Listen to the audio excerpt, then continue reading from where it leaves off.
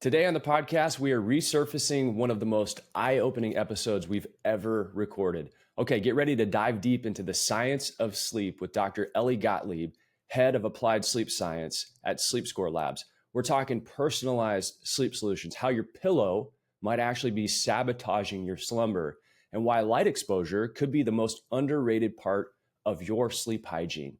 Now, last year, Colin Lawler, the CEO of SleepScore Labs, where Dr. Gottlieb does so much of his great work, joined us on stage at Sleep Summit. And this year's lineup is just as exciting. We've got Eugene Aledo, the CEO of Bedgear, Patrick Wolf from Avocado, and Russ Robertson, who worked directly with Sam Walton. They're all confirmed with more to come. Now, tickets for Sleep Summit 2025 happening October 14th through 17th in Bentonville, Arkansas, beautiful Bentonville. They're on sale now, and registration is already at a massive record high. Now, head over to thefam.com and click on Sleep Summit, grab your tickets, get ready for information, inspiration, integration, and impact, all happening at Sleep Summit.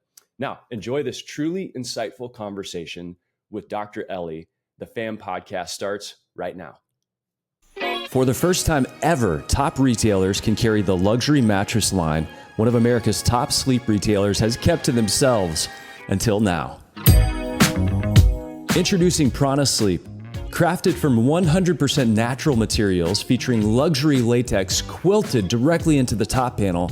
It's a feel no competitor can match. Born from decades of retail experience, Prana Sleep delivers premium performance, customer loyalty, and unmatched sleep satisfaction. Your competition is going to hate selling against Prana Sleep because nothing compares. Apply now at pranasleep.com. In the mattress world, a no at checkout means a lost sale. That's where American First Finance comes in. We help you say yes to more customers, even if their credit isn't perfect. With fast setup, tailored solutions, and support every step of the way, you're not just offering a way to pay. You're inviting them to Yesville, where more people get approved and customers can take home the mattress they need today. Visit AmericanFirstFinance.com to get started. Did you know that 86% of customers buy from the first business that responds? And if you text back very quickly, that number jumps to over 90%. That's why Podium's AI employee, Jerry, is a game changer. Jerry never sleeps, never takes a lunch break, and never puts in a 2-week notice. He's always on, responding in seconds, so you never lose a lead again. Turn missed calls into texts, capture more leads, and close more deals, all with Podium. Want to see how it works? Get a demo today at podium.com/fam. Podium, because speed wins sales. Welcome to the Fam Podcast with Mark Kinsley. This is where the best in the bedding business get even better. Welcome to the Fam Podcast. I am so excited today to have Dr. Elie Gottlieb. Now, just the other day, Elie, I talked with Colin, who's the CEO of SleepScore Labs, and we were talking about how SleepScore Labs, this is on your website. Anybody can go look it up. You supercharge business growth. That's a key term, business growth, by leveraging sleep science, technology, and data to drive better consumer offerings and health outcomes. Okay, that's a great sort of broad brushstroke to get us into this conversation. But what is it exactly that SleepScore Labs does in the real world to drive business growth? How do you help companies? What do you do with them? Yeah, it's a great question. It depends on the partner, it depends on the company, but we have two main offerings, right? First is we leverage our evidence-based, recently shown in a randomized control trial, which is the gold standard for scientific research, that our sleep improvement program actually improves sleep. It's a very scalable program, and we package that up into APIs.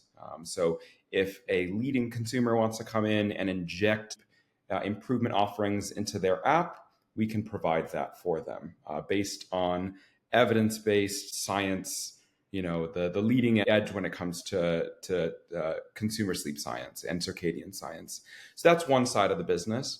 And then if a partner also is interested in validating, creating some claims around their consumer product, we have an in-house research team that conducts R&D services. So let's say a leading company like a mattress firm wants to come in and test whether or not, some of their mattresses or other sleep improvement products are actually improving sleep. We conduct these at-home research studies and are able to make claims off of the findings from those studies. And then we always say we don't just practice what we preach, we sort of publish it. So my team is responsible for taking all these incredible insights, feeding them back into what we find in the literature and in our own APIs, and then publishing it. So all of the results, many of the results that we see in our validation studies are then published or presented at academic conferences, because we think that science is critical, and sharing the science is critical. That's incredible that, honestly, this hasn't been done sooner, but sleep science is such a nascent field when you think about the limited number of decades that we've actually been looking at what the heck is going on when we pass out a third of our lives. But now we're starting to get savvy consumers that just don't want marketing. They want an evidence-based ecosystem that says, hey, here's some data around what happens whenever you get this type of pillow under these type of conditions. Let's actually go into a very specific one that I thought was fascinating. This is up on your website as well. If you dig a little bit at sleepscore.com, it was the study that's now been published about what happens whenever a consumer is fitted for a pillow. So a lot of people go in and they're like, I got a mattress and I'm going to go to the big box store and grab a trashy pillow, versus, that 20 to 30% of your spine that's being supported by the pillow in conjunction with the right mattress, and somebody gets fitted for it.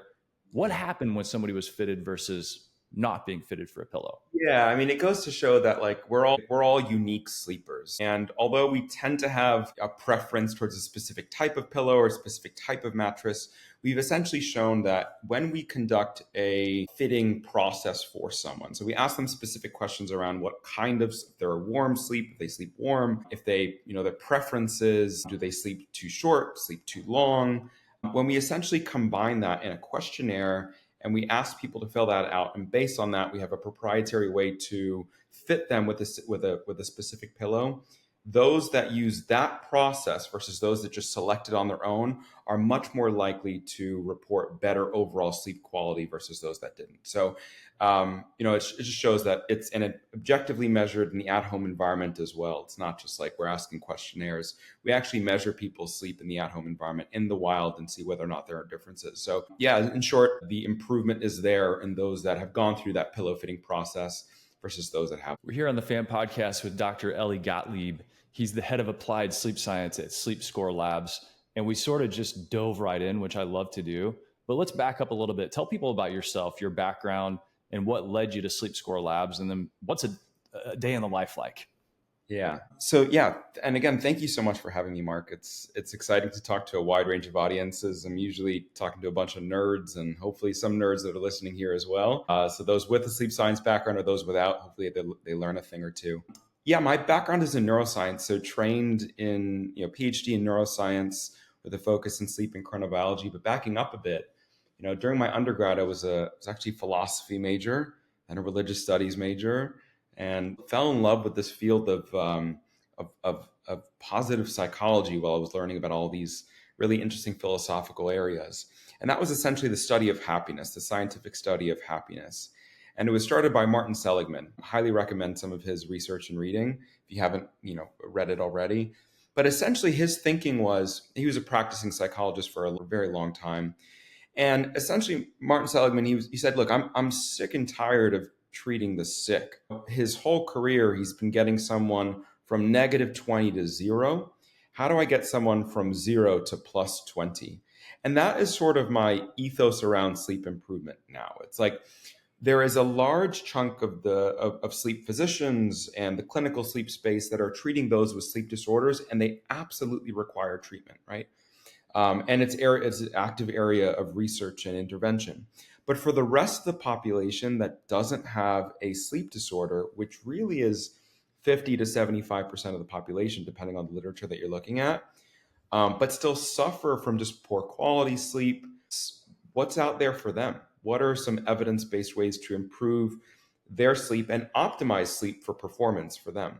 And that's sort of my area of expertise now. It's in the sort of subclinical realm where we're trying to improve sleep for those without sleep disorders, but still requires sleep improvement to optimize really the rest of their health and wellness. The truth is, if you're lucky, you'll spend about 26 years of your life sleeping and another 4 years of your life trying to fall and stay asleep. So, there's a large chunk of the population that requires sleep improvement that doesn't have a sleep disorder.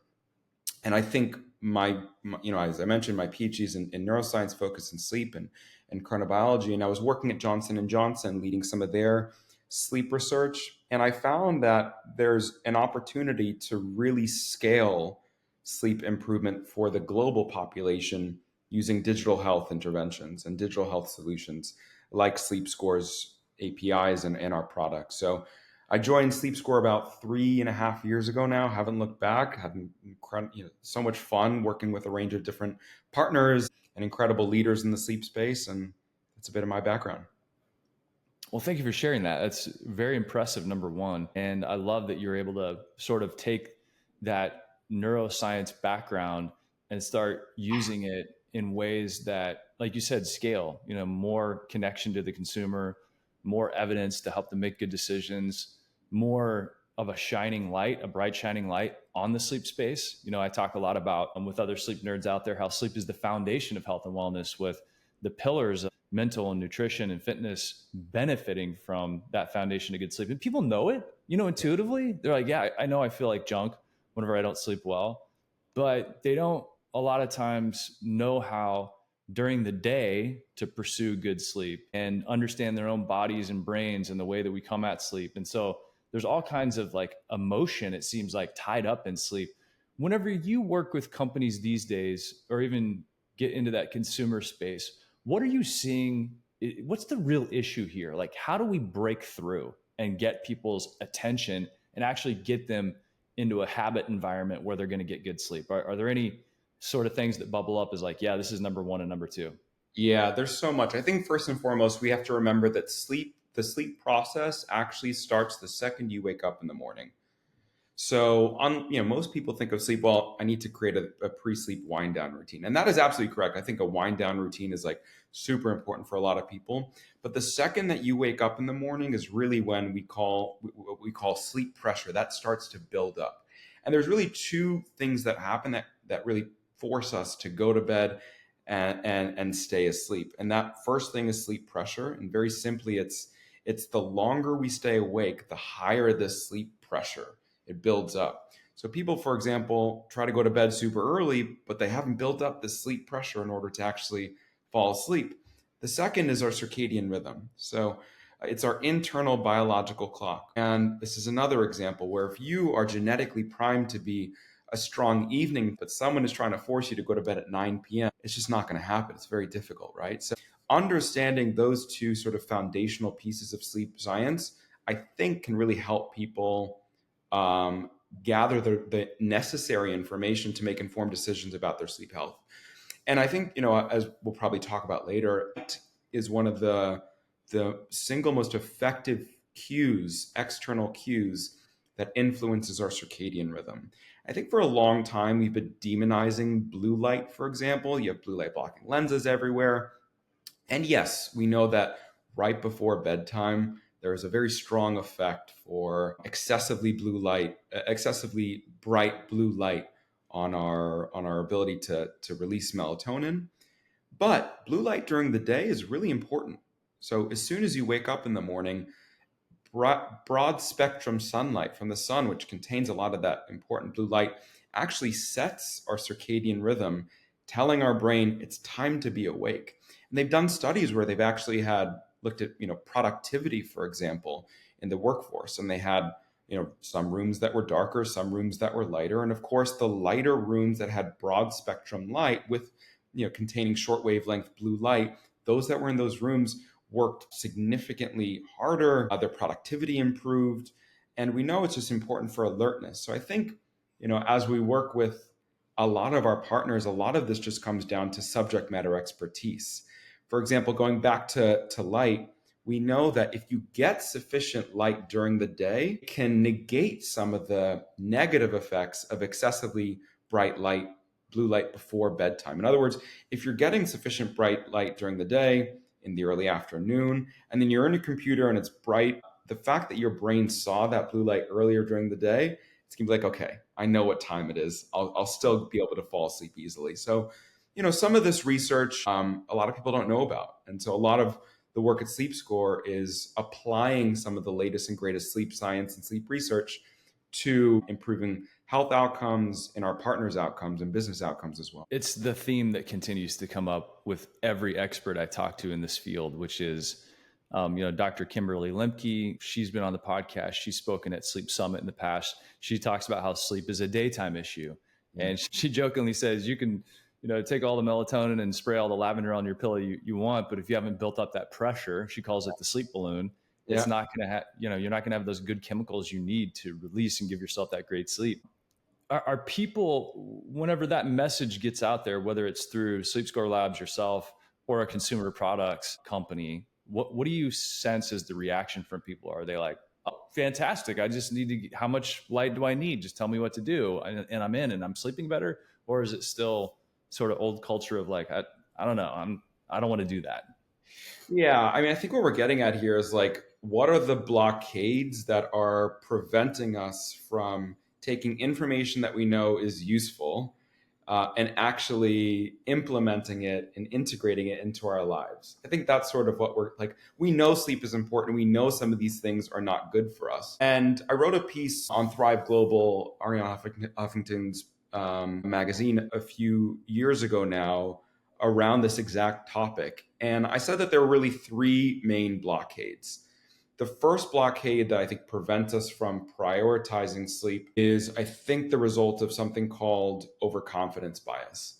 And that happens when we essentially overestimate the reliability of our judgments. And, I think it's particularly relevant for those of us that think we're working at peak capacity when we're actually not. And the truth is, when we're sleep deprived, this process is exacerbated. It's made way worse. People who are sleep deprived think that they're totally fine and functioning at their peak productivity, more so than those that aren't. So for example, truck drivers who are habitually sleep deprived, they think that they're perfectly fine. And we know that driving, sleep deprived is comparable to driving under the influence of alcohol.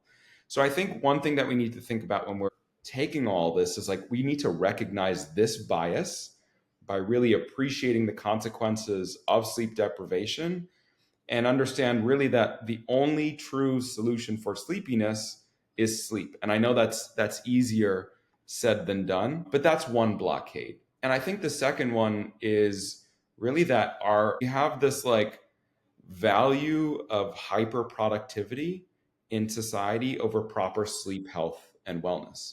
And I think that's changing a little bit over the past couple of years. Matthew Walker, some others in the space that have really touted the effects of sleep deprivation are showing that the ROI is stronger for those that sleep the 8 hours versus those that sleep 6 hours and think that they're working 2 hours more. That's not the case. If you get those 8 hours of sleep, your productivity improves drastically. You reduce the effects of health burden. So that's the other one. It's that like we need to prioritize sleep in a way that, we acknowledge, the biases that are out there. And then we know that, the hyperproductivity over proper sleep health and wellness, we need to take that and actually just, we need to remember that far too many people in positions of power use insufficient sleep as a token. And that is not, I think, the right message. I think we should be using sufficient sleep and extending sleep. Like we should be praising those that are getting 8, 9, even maybe 8 and 9 is enough, 8 and 9 hours of sleep versus those that come into the office and say, oh, I got 4 hours of sleep. And here's your productivity token. We should be bemoaning that fact. Like if somebody gets 4 or 5 hours of sleep, oh man, I'm so sorry. Like I hope it's better for you tonight. Exactly. And then the last one is that life happens. Sometimes like life happens. And I think one thing the sleep science community has I think pushed a little too far on is the idea that sleep deprivation is going to kill us tomorrow. And yes, there are absolutely, some events where, sleep deprivation is very dangerous. But I think we've hyper-focused on the negatives when it comes to sleep. There's been a narrative around sleep deprivation and not sleep extension. There is that dark side of sleep, but there really is the beautiful bright side of sleep. And I think the sleep space requires a change in messaging, which is, yes, sleep deprivation is bad and scary, but there are these beautiful things that happen when we get sufficient, consistent quality sleep. I think it's a great time of year to talk about that as well, with the Olympic Games going on in Paris and athletic performance and fitness and nutrition and sleep even being top of mind for people, coupled with, I think post-pandemic, many people for the first time ever potentially got their biological sleep needs met. And, let's go there for a minute, like in terms of biological sleep needs. Every person's wired differently, right? Like the color of your eyes, your height, that's sort of, that's your genetic code. Are sleep needs different for every person as well? And that's why we have such a range? Yeah, I would say they are different. Look, the average person requires 7 to 9 hours of sleep. And there are absolutely differences. That's a huge variation, 7 to 9 hours. So I think for most people, it's like if you were able to sleep as much as you wanted to, what would allow you to feel refreshed in the morning, and what would allow you to work at your peak performance, both and physically? And I know there's been a lot of media articles around those, what we call the sleepless elites, that there's a very select few of the population that can get around with 5 to 6 hours of sleep and work just fine. The truth is that genetic variation, that genetic mutation, is only found in like 1% of the population, based on some of the research that I've seen. It's very unlikely that you're that person. So, yes, there is individual variability when it comes to sleep needs, but most people require 7 to 9 hours. And there is, part of my research during my PhD was looking at the effects of excessively long sleep duration and the effects of that. So there is, we think, maybe a Goldilocks zone where both too little but also too much sleep might be a sign of something that's wrong. In fact, when you really look at some of the data around all-cause mortality, right, like dying for any reason, the effects are actually stronger for those that sleep 10 hours or more versus those that are sleeping 5 to 6 hours. And we think that might be because, excessively long sleep duration might mean that the quality of your sleep is not great. Like your body is having to sleep that long because maybe it's spending, sufficient, too long in light sleep, and not, sufficiently long in deep and REM sleep. So yes, there is the Goldilocks zone. There is individual variability. Most people know their body best. So when you feel refreshed in the morning after a certain night of, after sleeping 7 or 8 or 9 hours, that's probably a sign that, that's the amount of time for you. And I think that's one of the things that comes into play. If you're consistently not getting your sleep needs, there's an amount of time that you need in order to get to that baseline. And you might be sleep deprived and have to, quote unquote, catch up on sleep a little bit or sleep longer until you can normalize and figure out, based on a bedtime and maybe, based on a consistent bedtime, controlling the conditions, I start waking up at X time consistently, feeling the best I can feel. Yeah. Boom, there's your answer. But not very many people give themselves that gift, I don't think. It's true. And remember, I think sleep duration is only, as you just mentioned, consistency, right? Sleep duration is only one component of sleep health. And the truth is that, there's actually research now showing that sleep consistency might be even more important than sleep duration when we look at the data and the effects of overall health.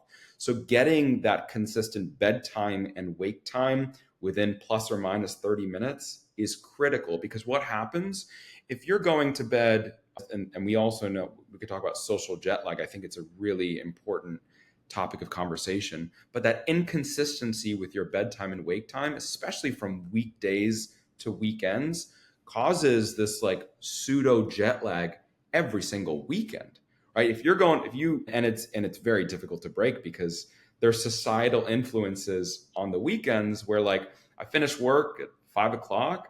Typically I'd go to bed at 10 p.m. or 11 p.m., but it's the weekend and now I get to have fun.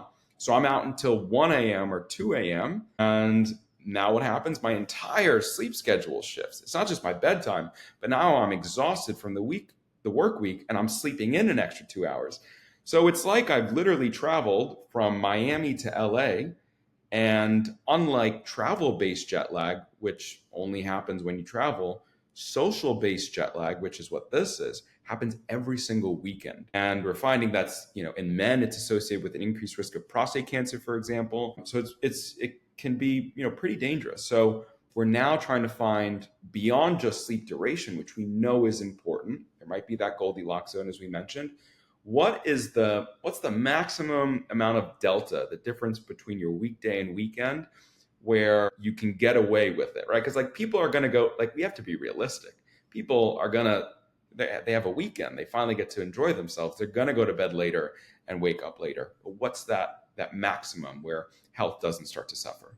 Do we have any initial data that Yeah, talks so about what that delta might be? Yeah, 30 minutes to an hour. So after an hour, we start to see health start to suffer. But if you can keep your bedtime and wake time within plus or minus 1 hour, ideally plus or minus 30 minutes, but that's, again, easier said than done. That's where we start to see, the benefits of consistent sleep retained. Let's shift gears a little bit. We're here with Dr. Elie Gottlieb with SleepScore Labs. SleepScore Labs has over 440 million hours of sleep data that's being translated into data-driven, actionable insights for improving sleep quality. And part of the sleep conversation, we hope, is happening whenever a consumer comes in to buy a mattress, because that's the object on which you spend a third of your life. More than any other is the mattress. And whenever people think about ways to get good sleep, the data that research projects I've done that are statistically defensible research projects with 2,000 plus consumers balanced across the US, the mattress is like number 5, 6, 7, depending on what time of year it is that you're gathering that data. Whenever somebody comes in to buy a mattress, number one, I think we need to be educated on sleep. Yeah. And I know SleepScore Labs does a lot of work with Mattress Firm, which I commend to a very high degree. Let's take it down to the granular level.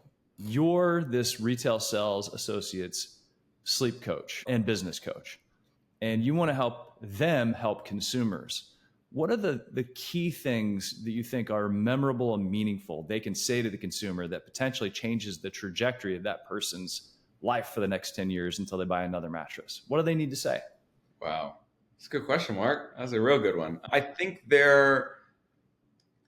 first and foremost, we need to equip and arm sleep experts or sales associates with the basic knowledge of sleep and circadian science. So as we mentioned, those two things, right? Sleep pressure, the circadian rhythm, right? The basic fundamentals of those need to be understood in order to call yourself a sleep expert. And, as we were talking about earlier, SleepScore has created a sleep certification program with Mattress Firm, where all sleep experts or sales associates that are in the store go through about an 18-hour, very rigorous coursework that covers a broad range of topics related to sleep and circadian science.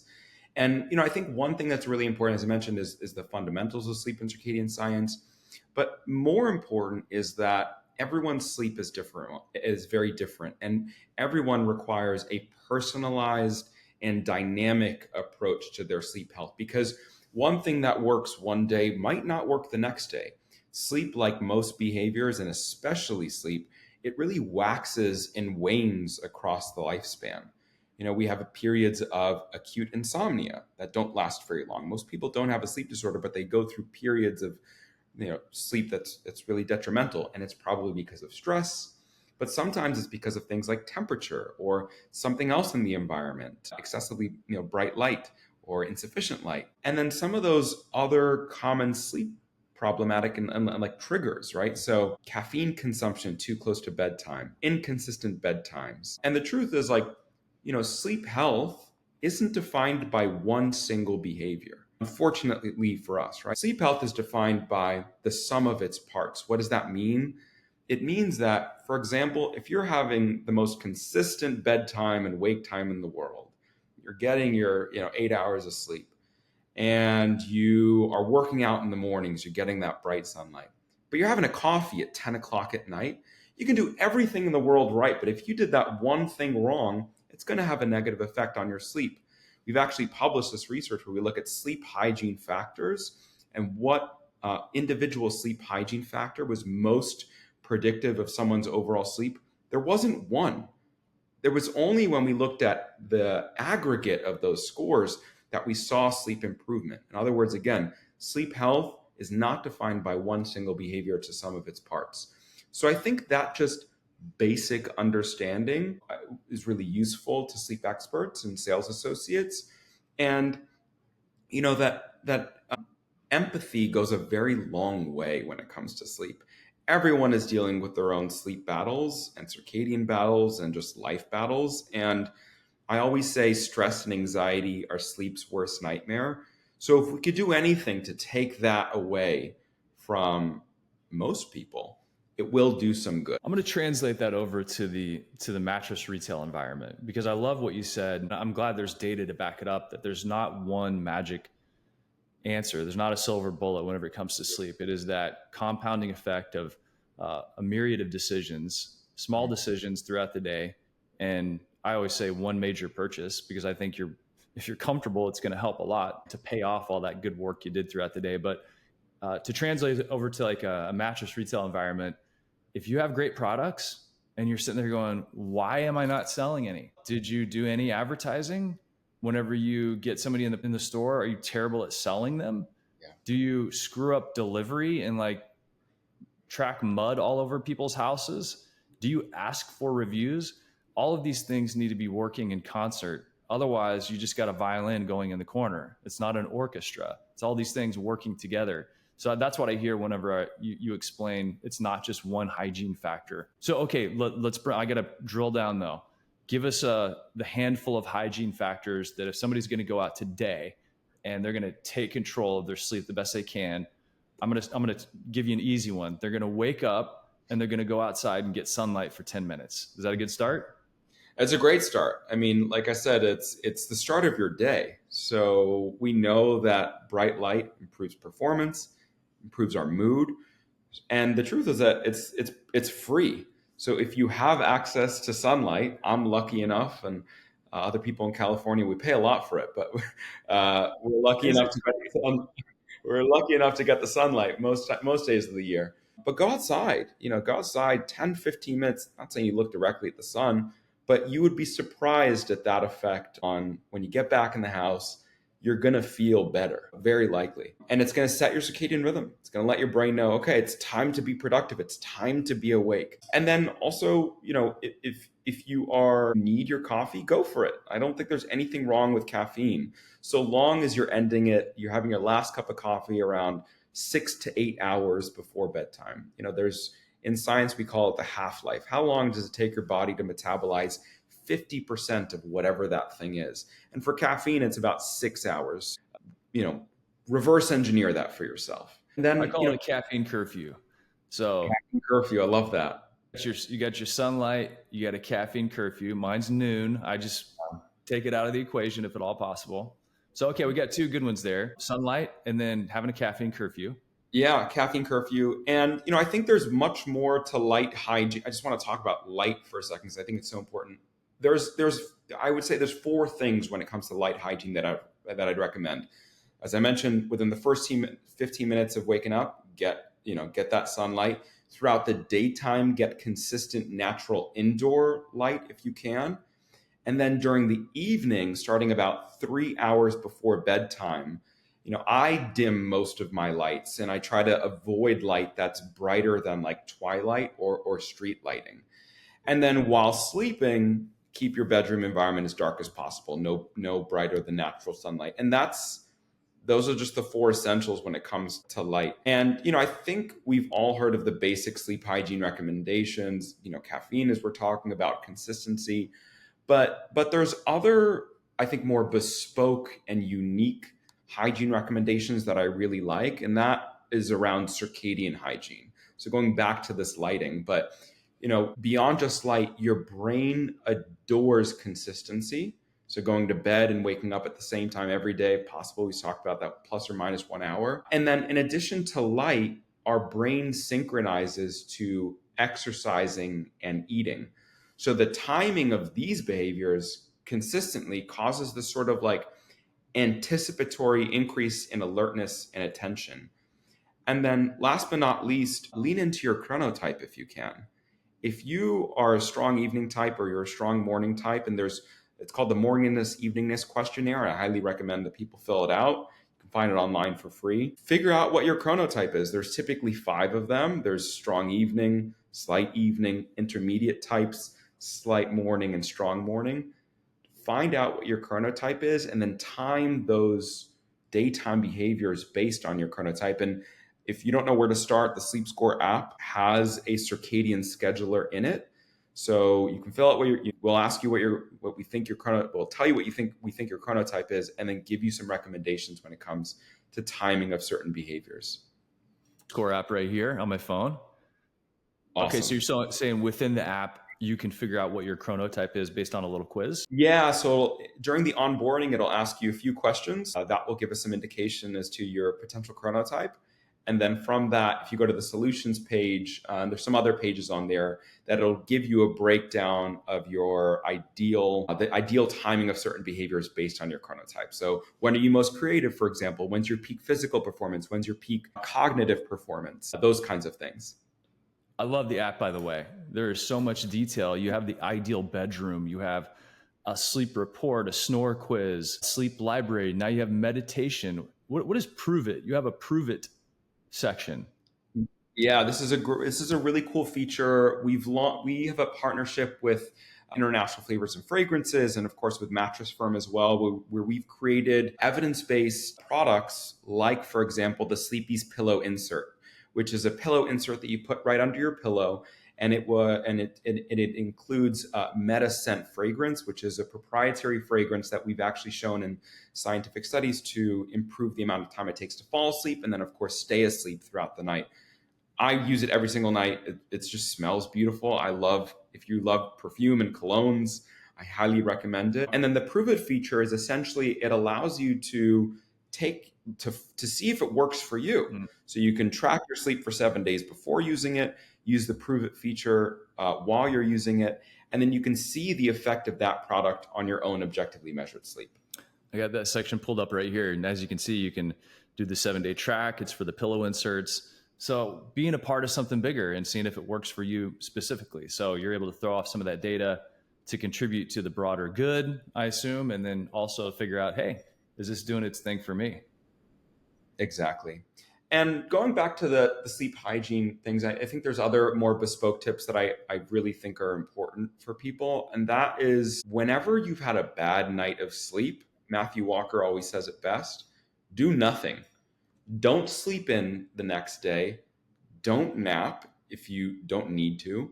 Don't try to go to bed earlier the next evening as well, right? Just do nothing. Luckily, the great thing about a poor night of sleep is that you will have built up that pressure for the next day.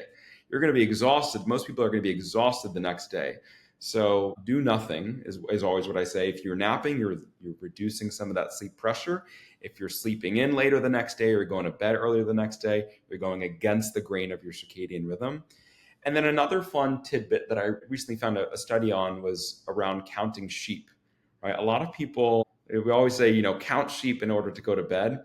But actually, Dr. Allison Harvey from UC Berkeley, she actually found that people who went on while they were trying to go to bed, when people that took themselves on like a well-known mental walk, they're just, picturing a relaxing scene, they fell asleep over 20 minutes faster than the group that was just counting sheep. So don't count sheep. Take yourself on a well-known, high-fidelity detail mental walk somewhere that you love. And that's been shown to significantly improve the amount of time it takes to fall asleep. And then the last thing that I always like to mention is that sleep is not a light switch. You can't just turn it off and on, right? Like, I'm sure you understand, sometimes we have very late meetings. If I close my laptop at 10 p.m. and I try to fall asleep, it's not going to happen, right? You need to, it takes time to build up that pressure and rhythm and be in a really relaxed state. So whatever puts you in a relaxed, reduced state, do that. But remember, it's not a light switch. It's sort of like landing a plane. So if you're frustrated that you can't fall asleep 10 minutes right after you close your laptop after an important meeting, I mean, it sort of makes sense, right? So give yourself the grace to wind down before you actually try to fall asleep. Find that off ramp. Absolutely. I love how you broke down light hygiene just as its own sort of discipline, let's call it, within sleep hygiene in general. And I think if I were going to have like one takeaway right now for myself, I'm like, gosh, like thinking about light hygiene and timing, like you said, timing your fitness, your workout, timing going to bed, and then just doing nothing. We can achieve that as long as you don't fall asleep and take a nap. Doing nothing should be pretty achievable. Now, can you do nothing and not be super crabby throughout the day? It's a hard maybe, but hopefully you can get past it. But you'll make up for it the next day. Yeah, you'll make up for it the next day. With that said, a caveat: if you need to drive and you got less than 4 hours of sleep, do now. Because it could be dangerous. So do nothing if you slept just generally poor quality. It was poor quality. But if you slept less than 4 hours and you need to get somewhere, you get behind the wheel of a car and you're driving on less than 4 hours of sleep, that's comparable to being drunk driving. So be very careful. So do nothing to an extent. Yeah, just always a nuance there within the sleep space. Yeah. Okay, Dr. Elie Gottlieb, like you're dropping some really great information on us, and I can't thank you enough, but I have to have you look into a crystal ball. So being behind the scenes at SleepScore Labs, where you're trying to put together this evidence-based ecosystem, many times attaching it to sleep products, corporate wellness environments. Let's go straight to the mattress. If you had to look at the crystal ball in relation to what your company is doing, and let's say that you get sort of widespread adoption from within the sleep products world, what does buying a mattress look like, sound like, message like in 10 to 20 years? Yeah. In a very simple way, almost automated. We have an incredibly rich data source that combines your objectively measured sleep, your temperature, your ideal, a sleeping position. And we essentially gather that data from you. And the second that you walk into a store, you don't need to try 50 different types of mattresses. We can tell you right there and then, this is the ideal mattress for you. You can try it, but we've shown in scientific studies that you use this mattress, there is a habituation period. People tend to sleep worse before they sleep better on anything that's new. But, this process will allow you to sleep significantly better. That is an automated approach that takes the guessing work out of a range of factors. So I think that the sales associate and the sleep experts will absolutely still play a role in educating consumers around the importance of sleep, right? They're typically, some of the first, experts that a consumer will actually interact with when it comes to sleep. Very few people actually go see a sleep doctor. So they're a great resource for individuals that are trying to get a better understanding of their overall sleep. Not to put the pressure on them, but it is on them. And then, they take this sort of personalized and dynamic and science-backed approach to, a mattress and any kind of bedding product. I just think about the possibility and the potential in that sort of interaction versus what's happening today, where people come in to buy a mattress and they aren't sure if they're going to get ripped off. They don't know if something's being sold to them just based on a spiff. And now having some real sort of proxy for yourself, because the more sleep data that companies like SleepScore Labs captures, especially in relation to the products and the person's profile, now all of a sudden I can go, hey, guys in their mid-40s or early 40s in my case. Okay, I'm hanging on to it. Guys in the early 40s with this level, this body type, this weight, this height, this level of fitness, these aches and pains, if any, those people show that they're improving their sleep on products like this. That to me is highly compelling. And again, it takes it to a science as opposed to, I think you look like your spine's in pretty good alignment over here. Yeah, I totally agree. What works and to what extent does it work and for whom?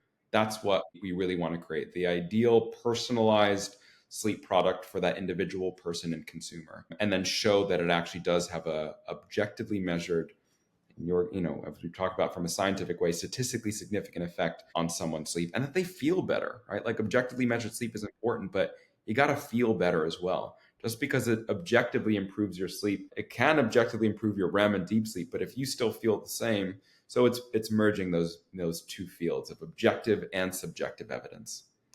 All right, Dr. Elie Gottlieb here on the FAM podcast. Can't thank you enough for being here. I want you to leave us with one final thought around this question. You joined SleepScore Labs more than 3 years ago. What has surprised you most based on the research you've done or something you've learned or an interaction you've had?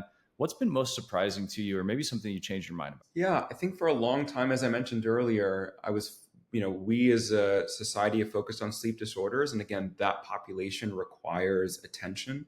But most people don't have a sleep disorder. Most people have really poor sleep and don't know where to go. They're sort of left to their own devices. They Google, they're just trying to be their own sleep expert. And most people need someone else to help them make informed decisions about their sleep health. So, 60 to 75% of that population requires some sleep health, and most consumers are looking for it. They're trying to improve their sleep and they're trying to improve their overall health. And we know that improving sleep has a cascading effect on our overall health and wellness. So I think what's exciting is the possibilities in terms of improving sleep are endless. We're in this real exciting inflection point where we now have evidence-based and relatively scalable solutions can improve people's sleep health. I'm just excited to see how it has a cascading effect on the rest of our physiology and disease state. So it's an exciting time. Well, thank you so much for sharing your knowledge, your expertise, your research-backed insights, and your passion for this. There's so many people in this industry, like I talk about on the podcast before. About 10% of people at any moment are in the market for a mattress, and like you said, a lot of them, this is their first interaction whenever it comes to sleep. And if we can slightly nudge the trajectory of that person's life in a more positive direction, like you said, no pressure, but the pressure's there. So I think we need to equip ourselves and arm ourselves with as much knowledge as possible. And so, hey, if you listen to this and you picked up some tidbits, share them with us. Hop over on LinkedIn. We're really active over there. Send them to your team members. And we always put notes up on thefam.com. So go search for Dr. Elie Gottlieb. Thank you, sir, so much for being here. It's a pleasure. I look forward to having your CEO, Colin Lawler. He's going to be speaking at Sleep Summit 2024. So if you haven't signed up for Sleep Summit, that's going to happen. Arrive October 8th. It's going to be all day the 9th and the 10th with a raucous party the night of the 10th. And then we'll depart and hopefully get back to those good sleep schedules after that. Awesome. Thank you so much, Mark. It's a pleasure. Thanks so much for being here. And make sure and subscribe and share this podcast with a friend or colleague. And we'll see you back here every Monday on the FAM podcast.